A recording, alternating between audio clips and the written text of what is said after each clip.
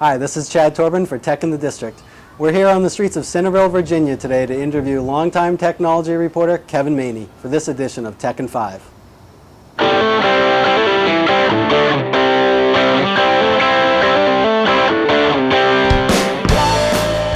Kevin, thank you so much for joining us today.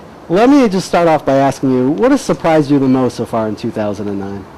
I think, especially given the profession that I'm in, the speed in which print media has declined, and at the hands of what's been going on in the internet, but also the economy playing a role in that. I don't think anybody expected that to happen.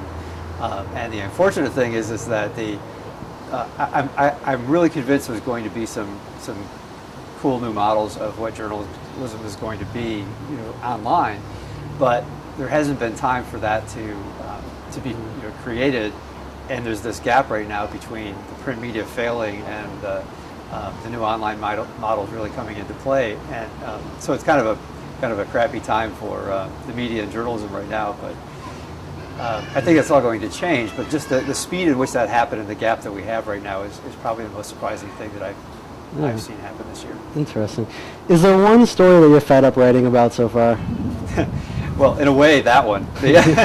It's so funny. I mean, there's nothing like a story happening to yourself, to end up having a lot of attention paid to it, and the media has been writing, ad infinitum about the decline of newspapers and the problems with magazines, and I got involved in that and wrote a lot about it earlier this year, and I really totally got sick of it. Well, being down here in D.C., and obviously we're here in Virginia today, we always like to kind of ask the question and hear from our reporters in the area if they can sort of identify some of the bigger impacts that the technology might have on, the government might have on technology this year.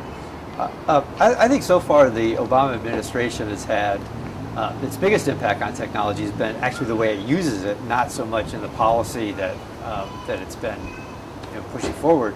And especially the social media aspect, when they use Twitter and Facebook and all of that to get the word out and get their message out. And there was a bit of a pause, and now they seem to be starting to do that again, and really leading the way in how government and the social sector can use these media to rally people, get the word out, do things like that. I think that's really going to have an effect on the way government works in the long run. Great. So many people might recognize you as a musician as well as a writer. If anybody's visiting the D.C. or Virginia area, could you recommend a few places, a few music venues that they might want to check out? Well, I'll tell you what. There's first of all, the first thing I want to say is if you're coming to D.C., if you have any chance to see this artist named Chuck Brown, I don't know if you know about Chuck Brown. Chuck Brown was the father of go-go. And he's about 75 years old now. He's still going strong. I've seen him twice this year. Pretty much anything you see in the hip-hop scene can be traced back to the kind of stuff this guy did 25, 30 years ago. And he's fabulous. He's a wonderful thing to watch. And there's this little place up in Tacoma Park, Maryland, called Tacoma Station, tiny little jazz club where once or twice a year he ends up playing, in this tiny packed little place. And if you ever have a chance to do that, you should.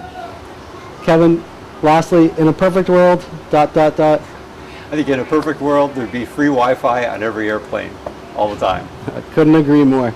And before we let you go, we hear that you have a new book coming out in early fall. Could you tell us a little bit about what that's about? I do. The book is titled Trade-Off, and the subtitle is Why Some Things Catch On and Others Don't. And it's really built on a model that I ended up realizing that a lot of technology executives or CEOs, entrepreneurs, have in their head about the way consumers constantly make a trade-off between the quality of an experience and the convenience of getting it, and things that are very high quality, high fidelity tend to be things that are winners. Things that tend to be very high convenience are, and things that sort of fall in between people care less about.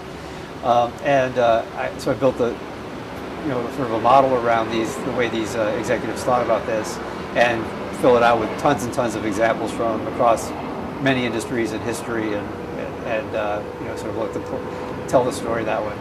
Great. Sounds excellent. Thank you so much, Kevin, for your time. We really appreciate it. You're welcome.